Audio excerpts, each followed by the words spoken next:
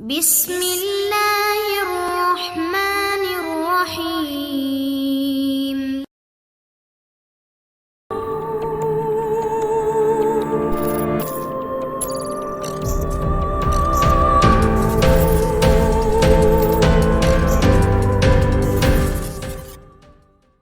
अस्सलाम वालेकुम दोस्तों।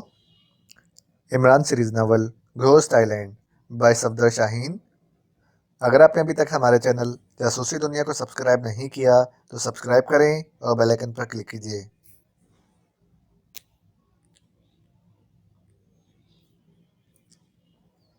बकवास मत करो सुलेमान, मेरा नाम शंखा खोली नहीं शंखा होली है। अब तुमने मेरा नाम बिगाड़ा तो मैं तुम्हारा खून पी जाऊंगी, शंखा होली ने गुस्सीले लहजे में कहा। देखा प्रोफेसर कार्लोस, तुम्हारी गुलाम तुम्हारे सामने भौंक रही है। इससे तुम्हारा खौफ है ना मेरा। असल में इसे ये गवारा नहीं कि इसके सिवा कोई और मेरी खूबसूरत आवाज़ से सरूर हासिल करे। सुलेमान ने एहतजाज के अंदाज में कहा। ठीक है, तुम्हें नाचने गाने की इजाज़त है। प्रोफेसर कार्लोस ने सुलेमान की तरफ देखते हुए कहा। खाली इजाज़त नहीं, आज़ादी भी चाहिए प्रोफेसर कार्लोस।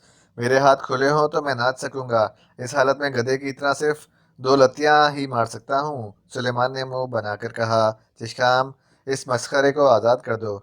आका, सुलेमान के दिमाग में फतूर है, नसपाल नामी बदसूरत बुढ़िया ने जल्दी से कहा। नहीं प्रोफेसर, ये चौपाल की बच्ची झूठ बकती है। मेरे दिमाग में फतूर नहीं, भूसा भरा हुआ है। बेशक मिस जूलिया से पूछ लें। सुलेमान ने फौरन गुस्सीले लहजे में कहा और चिश्काम की तरफ देखा। ओ कुबड़े खुश हराम, तुमने आका का हुक्म नहीं सुना? सुलेमान ने चिश्काम से तहकमाना लहजे में कहा। तो चिश्काम ने सुलेमान को घूरते हुए इसकी तरफ उंगली से इशारा किया। दूसरे ही लम्हे सुलेमान को महसूस हुआ कि इसके हाथ नादीदा जंजीरों से आज़ाद हो गए हैं। इसने अपने हाथ आगे करके इन पर निगाह डाली और फिर आगे बढ़ा। रकास लड़कियों ने इस दौरान एक लम्हे के लिए भी रक्स बंद नहीं किया था, लेकिन सुलेमान इनके करीब पहुंचा तो वो रुककर सुलेमान की तरफ देखने लगी। आओ पंखा होली, मेरे साथ नाचो। बको मत, मुझे नाचना नहीं आता। परवाह मत करो, मैं तुम्हारी मदद करूंगा और तुम्हें नचाऊंगा। ऐसा नचाऊंगा कि जैसे तिगनी का नाच नचाया जाता है। आओ ना, सुलेमान ने मुस्कुराकर कहा। तिगनी का नाच? वो कैसा नाच होता है? वो नाच तुम्हें मेरे साहब नचाएंगे तो तुम्हें समझ आ जाएगी। बहरहाल ये अफ्रीकी रक्स रंबा संबा और घंबा की मानंद होता है। सुलेमान ने अहमकाना लहजे में कहा। ओ गधे, जल्दी से नाचना शुरू कर दो वरना मैं खुद नाचना शुरू कर दूंगा। इमरान ने सुलेमान को घूरते हुए कहा। तो सुलेमान ने फौरन ही नाचना शुरू कर दिया। नाचने के साथ ही इसकी आवाज़ हॉल में गूंजने लगी। नाच न जाने आंगन टेढ़ा, टांगे मेरी जिस्म भी मेरा, कार्लोस का गर्क होगा बेड़ा। सुलेमान ने सुरीले लहजे में गीत गाते हुए कहा तो ईमान के साथी बेख्तियार मुस्कुराने लगे। लेकिन अपने नाम पर प्रोफेसर चौंक पड़ा। सुलेमान, तुम्हारा गीत मेरी समझ में नहीं आ रहा। इंग्लिश में गाओ। इंग्लिश में तो सिर्फ साहब ही गा सकते हैं या मेरे साथी। तुम साहब के हाथ खोल दो, फिर देखना वो तुम्हें कैसा हाथ दिखाते हैं। मेरा मतलब है गीत सुनाते हैं। वो मुझसे 4 हाथ लंबे गुलूकार हैं। आका, इमरान के दिमाग में फतूर है। वो अपने साथियों को आज़ाद कराने की तरकीब सोच रहा है। बेफिक्र रहो, इस वक्त मेरे तमाम गुलाम और जजीरे की बदरूहें यहाँ मौजूद हैं। इमरान इनके घेरे से बाहर नहीं निकल सकेगा। प्रोफेसर कार्लोस ने लापरवाही से कहा तो चिश्काम ने इमरान की तरफ उंगली से इशारा कर दिया। इमरान सुलेमान की जहानत पर दिल ही दिल में मुस्कुरा दिया। इससे पहले ही अंदाज़ा हो चुका था कि सुलेमान ने इसके हाथ आज़ाद कराने के लिए नाच गाने का चक्कर चलाया है। चुनांचे हाथ आज़ाद होते ही इमरान आगे बढ़ा और प्रोफेसर कार्लोस के सामने पहुंचकर थरकने लगा। वो ट्विस्ट कर रहा था। प्रोफेसर कार्लोस, इसकी खिदमतगार लड़कियां और इसके गुलाम रूहें हैरत और दिलचस्पी से इमरान को देख रहे थे। प्रोफेसर कार्लोस, मज़ा आ रहा है ना? हाँ, तुम भी ट्विस्ट करो। प्रोफेसर कार्लोस ने जवाबन मुस्कुराकर कहा। नहीं प्रोफेसर, सुलेमान की बजाय जूलिया मेरे साथ नाचे तो तुम्हें डबल मज़ा आएगा। इमरान ने पाँव रोके बगैर कहा। ठीक है, मैं भी यही चाहता हूँ कि तुम अपने साथियों को भी इस शैतानी रक्स में शरीक कर लो, प्रोफेसर कार्लोस ने कहा और चिश्काम को हुक्म दिया तो इसने जूलिया की तरफ उंगली से इशारा किया और जूलिया के हाथ आज़ाद हो गए। जूलिया, तुम इमरान के साथ नाचो। प्रोफेसर कार्लोस ने जूलिया से कहा। नहीं, मैं नहीं नाचूंगी। तुम मत नाचना, मैं तुम्हें नचाऊंगा। आओ, इमरान ने जूलिया से कहा और इसे आंख से मखसूस इशारा कर दिया। तो जूलिया समझ गई कि इमरान का इसके साथ नचाने से कोई ख़ास मकसद है। चुनांचे वो अपने साथियों से हटकर इमरान की तरफ बढ़ने लगी। इतनी देर में इमरान ट्विस्ट करता हुआ तक के करीब पहुंच चुका था। जूलिया इमरान के करीब आई तो इमरान ने जूलिया के दोनों हाथ पकड़े और करीब होकर जूलिया को आंखों के इशारे से बताया कि इसे क्या करना है। ठीक इसी लम्हे फ़ोन की घंटी बज उठी तो इमरान प्रोफेसर कार्लोस की तरफ देखने लगा। प्रोफेसर कार्लोस ने अपने लिबादे की जेब में हाथ डाला और सैटेलाइट फ़ोन ऑन कर दिया। हेलो, प्रोफेसर कार्लोस बोल रहा हूँ कर्नल होगन। इस वक्त फ़ोन करने की क्या ज़रूरत थी? कर्नल होगन ने गुस्सीले लहजे में कहा। तो कर्नल होगन का नाम सुनकर इमरान बेख्तियार चौंक पड़ा। सॉरी प्रोफेसर कार्लोस, क्या आप फारिग नहीं हैं? नहीं, इस वक्त मैं इमरान का रक्स देख रहा हूँ। क्या? क्या इमरान रक्स कर रहा है? हाँ, वो जहनी तौर पर शैतान का पुजारी बनने पर आमादा हो गया है और ये रक्स इसका पहला शैतानी अमल है। Very good. इसका मतलब है क्रिस्टीना इसे बहकाने में कामयाब हो गई है और इसने दुनिया के शातिर तरीन एजेंट को जेर कर लिया है। कर्नल होगन की मुसरत भरी आवाज़ सुनाई दी। नहीं कर्नल होगन, तुमने इसकी दिलेरी और अय्यारी के जो दावे किए थे वो सब गलत साबित हुए हैं। वो इमरान को अपनी हुस्न जवानी की तरफ राग़िब करने में बुरी तरह नाकाम रही है और इसने मेरे साथ गद्दारी की है जिसकी अब इसे सज़ा मिलने वाली है। ओह, कैसी गद्दारी प्रोफेसर? इमरान ने क्रिस्टीना की पहली कोशिश पर ही उसे गिरफ्त में ले लिया था और इसे हलाक करने की कोशिश करी थी और मालूम कर लिया था कि वो कौन है और किसके लिए काम कर रही है। चुनांचे मैंने इमरान और क्रिस्टीना को गिरफ्तार कर लिया और अब क्रिस्टीना के साथ वही सलूक किया जाएगा जिसकी वो मुस्तहिक है। नहीं प्रोफेसर, आप इसे वापस भेज दें। क्रिस्टीना मेरी मातहत है। आपकी मातहत है तो क्या हुआ? कल को वो आपके साथ भी गद्दारी कर सकती है। प्रोफेसर कार्लोस ने हंसकर कहा। इमरान की गर्दन के करीब कॉलर में छोटा सा डिक्टाफोन नस्ब होने के सबब इमरान को कर्नल होगन की आवाज़ साफ सुनाई दे रही थी। इस डिक्टाफोन की सबसे बड़ी खासियत भी यही थी कि 15 फीट दूर की बारीक सी आवाज़ भी आसानी सुनी जा सकती थी। इमरान जूलिया के हाथ पकड़े ट्विस्ट करता हुआ तख्त के बिल्कुल करीब पहुंच चुका था। देखिए, मैं आपसे दरख्वास्त करता हूं कि आप क्रिस्टीना को मेरे पास भेज दें। मैं खुद इसके खिलाफ मुकम्मल कार्रवाई करके इसे कानून के मुताबिक सजा दूंगा। बेहतर, आपका इसरार है तो मैं क्रिस्टीना को शाम तक यहाँ से रवाना कर दूंगा। फिलहाल तो वो भी रक्स देख रही है। इसके बाद वो ईमान के साथियों का अंजाम देखेगी और आपको बताएगी कि किस तरह बदरूहें इनका खून पीती और इन्हें अपना जैसा बनाती हैं। ओके, प्रोफेसर कार्लोस ने हंसते हुए कहा और फ़ोन बंद करके जेब में रख लिया। प्रोफेसर कार्लोस, मज़ा आ रहा है ना? हाँ, लेकिन फ़ोन कॉल ने मज़ा ख़राब कर दिया है। अच्छा, तुमने कभी मौत का रक्स देखा है? ओह, क्या मौत का रक्स भी होता है? बिल्कुल होता है। ये देखो, इमरान ने मुस्कुराकर कहा और रुकू के अंदाज में झुक गया। लेकिन दूसरे लम्हे कमरा बेसाख्ता निस्वानी चीखों से गूंज उठा। इमरान ने झुकते ही तख्त के नीचे दोनों हाथ डालकर झटके से तख्त को ऊपर उठाया था और प्रोफेसर अपनी कुर्सी और चारों जाम बरदार लड़कियों समेत उकबी जानिब जा गिरा था। इमरान के साथी हैरत से आंखें फाड़ कर रह गए। इन्हें ज़रा भी तवक्का नहीं थी कि इमरान कोई गलत हरकत करेगा। इमरान ने खाली तख्त प्रोफेसर कार्लोस और लड़कियों पर उलट दिया और फौरन ही अपनी जेब से रिवॉल्वर और खंजर निकालकर प्रोफेसर कार्लोस के करीब पहुंच गया, जो तख्त के नीचे से निकलने की कोशिश कर रहा था। इमरान ने प्रोफेसर कार्लोस का आधा जिस्म तख्त के नीचे से बाहर आते ही खंजर प्रोफेसर की शहरक पर रख दिया और प्रोफेसर की गुलाम बदरूहों की तरफ रिवॉल्वर सीधा करके फायर कर दिया। धमाका होते ही वहां मौजूद कार्लोस की गुलाम रूहें एकदम गायब हो गईं। अलबत्ता कबड़ा चिशखाम अपनी जगह खड़ा इमरान को घूरता रहा। प्रोफेसर, अगर तुमने कोई जादू मंत्र पढ़ने की कोशिश की तो शहरक काट डालूंगा। मैं तुम्हें जिंदा नहीं छोड़ूंगा इमरान, प्रोफेसर कार्लोस ने गजबनाक लहजे में कहा। मत छोड़ना, पहले मेरे साथियों के हाथ खुलवाओ। हरी अप, जिशाम, इमरान के साथियों को आज़ाद कर दो। प्रोफेसर कार्लोस ने इमरान को घूरते हुए कहा तो चिश्काम ने सफदर, कावर और चौहान की तरफ उंगली से इशारा किया और इन तीनों के हाथ भी नादीना जंजीरों से आज़ाद हो गए। हाथ आज़ाद होते ही इमरान के साथियों ने अपने रिवॉल्वर निकाल लिए। सुलेमान पहले ही रिवॉल्वर निकालकर दोनों रकासा लड़कियों पर तान चुका था और वो खौफजदा दिखाई दे रही थी। साहब, ज़बा कर दें इस कारतूस के बच्चे को। नहीं सुलेमान, कहानी इस तरह ख़त्म हो गई तो जूलिया को मज़ा नहीं आएगा। मैं तुम्हें प्रोफेसर का खून पिलाऊंगा और जूलिया को इसके सरीपा है, तब दी एंड हो सकेगा। तुम ऐसा नहीं कर सकोगे इमरान, प्रोफेसर कार्लोस ने घुराते हुए कहा और साथ ही मुंह में कुछ पड़कर फर्श पर हाथ मारा। दूसरे ही लम्हे तख्त अपनी जगह से खुद ब खुद बुलंद हुआ और तेजी से इमरान के साथियों पर जा गिरा। लेकिन सफदर ने गिरते गिरते भी तख्त पर फायर कर दिया और तख्त एकदम गायब हो गया। सफदर, खावर और चौहान तीनों फर्श पर गिरे थे, लेकिन हैरत अंगेज तौर पर ना तो इन्हें तख्त की ज़रब महसूस हुई थी और ना नीचे गिरने से कोई चोट आई थी। इमरान अपने साथियों की तरफ देख रहा था और इसके हुक्म में फर्श से धुआं बुलंद हो रहा था।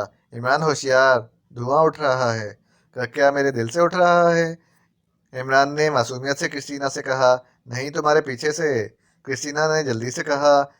और इसी लम्हे वो धुआं गायब हो गया और वहां एक अजीबोगरीब खौफनाक शक्ल का शख्स खड़ा दिखाई देने लगा। इमरान ने चेहरा मोड़कर इसकी तरफ देखा तो इसे बेहद हैरत हुई, जबकि जूलिया, सुलेमान, सफदर, खबर और चौहान खौफजदा हो गए।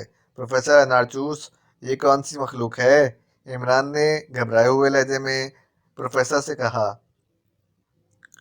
सुलेमान खौफजदा निगाहों से इस आदमी की तरफ देखता हुआ कांप रहा था। इस शख्स का कद काठ किसी भी तरह 8 फीट से कम ना था, जबकि इसका जिस्म गेंडे की तरह फैला हुआ था।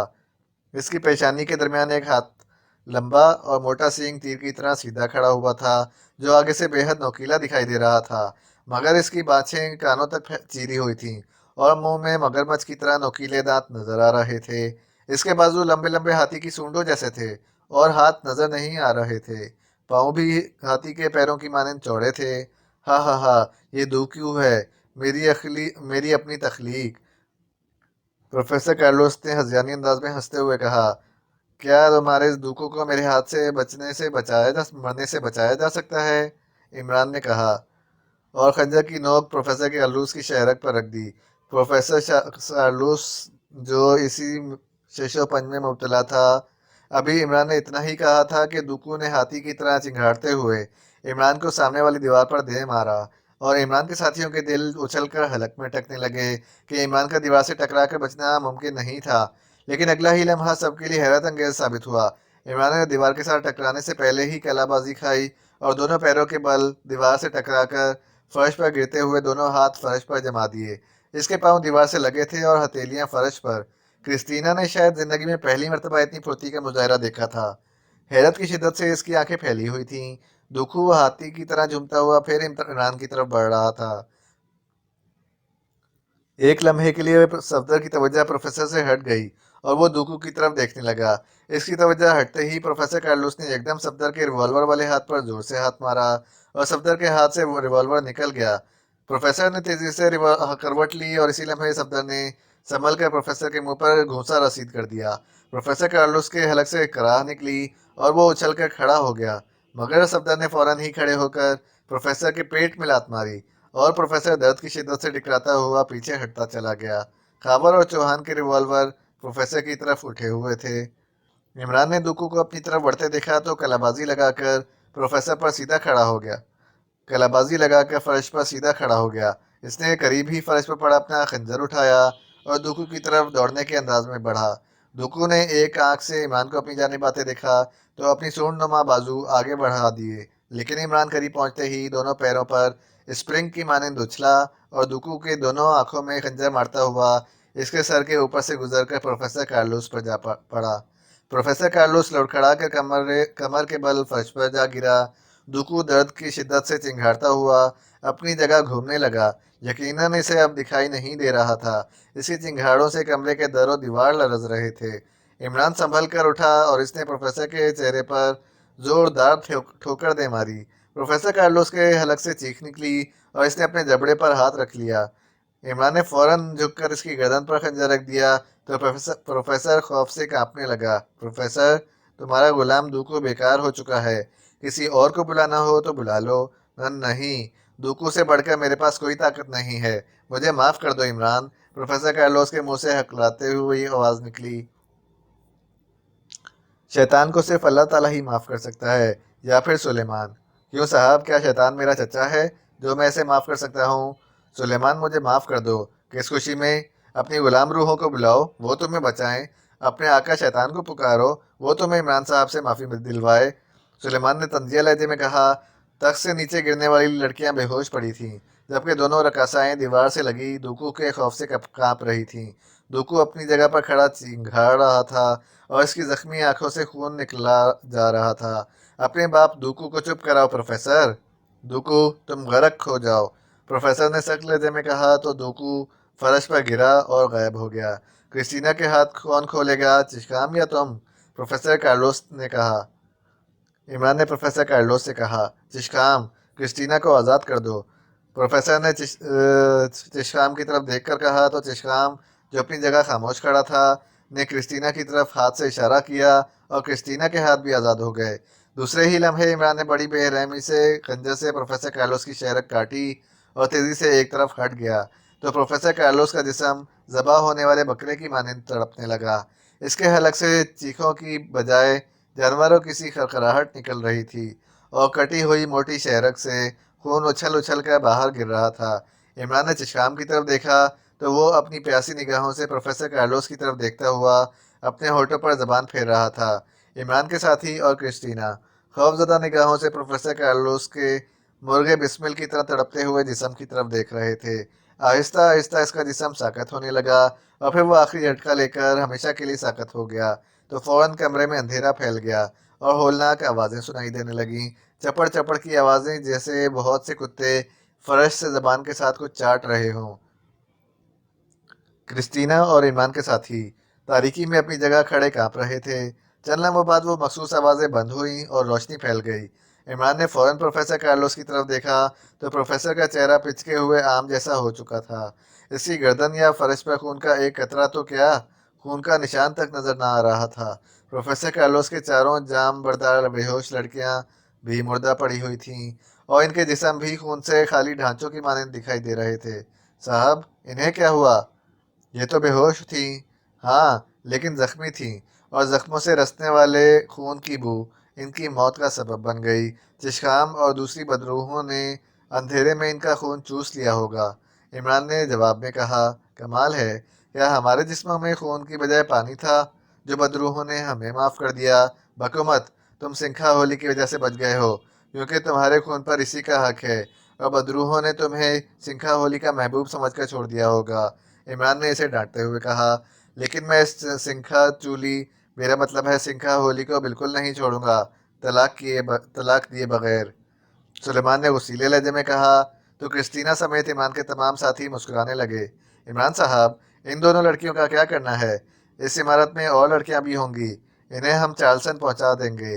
तुम लोग इमारत में फैल जाओ और जो भी जिंदा फर्द मिले इसे यहाँ ले आओ। ओह, अगर दूसरे कमरों में बदरूहों ने हमें घेर लिया तो फिर? बको मत, बदरूहों को हुक्म देने वाला खुद बदरूहों का शिकार हो चुका है, अब वो तुम लोगों को हाथ भी नहीं लगाएंगी। मगर जबान तो ज़रूर लगाएंगी साहब, सुलेमान ने जल्दी से कहा। बको मत, जाओ, मैं ज़रा क्रिस्टीना से बात कर लूँ। सफदर, तुम लोग जाओ, मैं यहीं रहूँगी। जूलिया ने सफदर से कहा। क्या? अरे, मैं क्रिस्टीना से शादी की बात नहीं करूँगा, वापसी का प्रोग्राम तय करूँगा। इसका हेलीकॉप्टर साहिल पर मौजूद है और हमने वापसी का सफ़र इसी में करना है। कुछ भी हो, मैं नहीं जाऊंगी, जूलिया ने मुस्कुराते हुए कहा। वो शरारत के मूड में मालूम होती थी। ठीक है, मत जाओ, मैं जा रहा हूँ, इमरान ने कहा और दरवाजे की तरफ बढ़ा। ठहरिए इमरान साहब, हम जा रहे हैं, सफदर ने हंसकर कहा तो इमरान झटके से रुक गया। इसी लम्हे 5 खूबसूरत और नौजवान लड़कियां दरवाजे से अंदर आईं और रुक कर हैरत से फर्श पर गिरी हुई लड़कियों और प्रोफेसर कार्लोस की लाशों की तरफ देखने लगी। इन्होंने सुर्ख रेशमी गाउन पहन रखे थे। हेलो लेडीज, तुम्हारे अलावा इस इमारत में और कौन कौन है? कोई नहीं।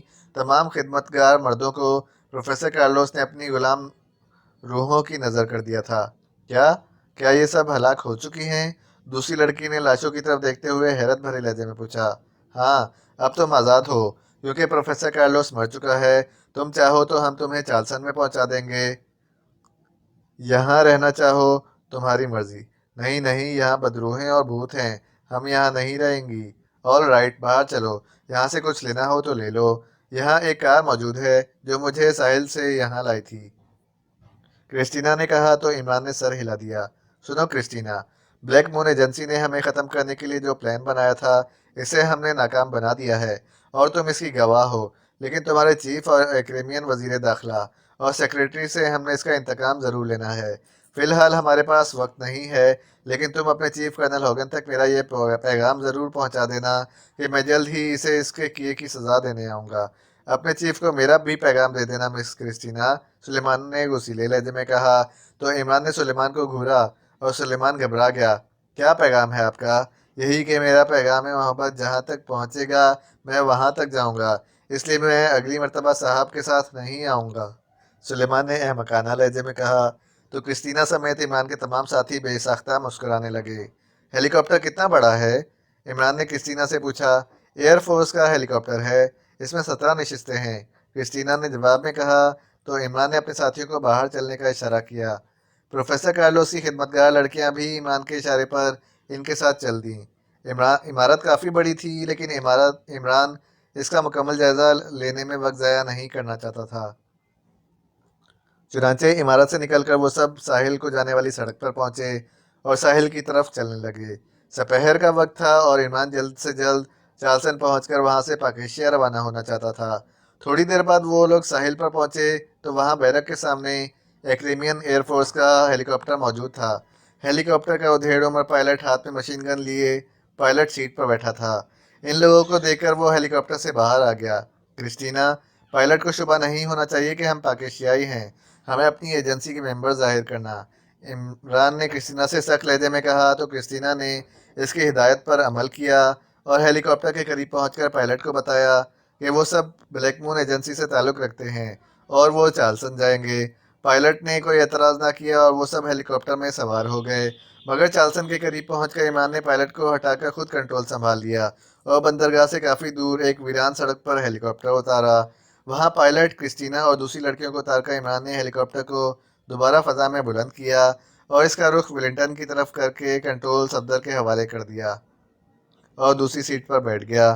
थोड़ी देर बाद इसने अपने लिबास में पोशीदा लॉन्ग रेंज ट्रांसमीटर निकाला और ऑन करके विलिंगटन में एक्सो के एजेंट अबरार उर्फ ब्राउन से रब्ता कायम करने लगा। जल्द ही रब्ता कायम हो गया और इमरान ने अबरार को अपनी आमद की इत्तला दी। तुम कार लेकर विलिंगटन के नवाही कस्बे में पहुंचो, वहां से हम तुम्हारे ठिकाने पर पहुंचेंगे और मेकअप तब्दील करके रात की किसी फ्लाइट से पाकेशिया रवाना हो जाएंगे। ओवर, इमरान ने अबरार को हिदायत देते हुए कहा। राइट सर, मैं आपके लिए रात की फ़्लाइट से नशिस्तें रिज़र्व करवा कर कस्बे में पहुंच जाऊंगा। ओवर, अबरार ने जवाब में कहा। वक्त का ख्याल रखना, हमारे वहां पहुंचने के 2 घंटे बाद की फ़्लाइट होनी चाहिए। ओवर एंड ऑल, इमरान ने आखिर में कहा और ट्रांसमीटर ऑफ कर दिया। ख़त्म शुद।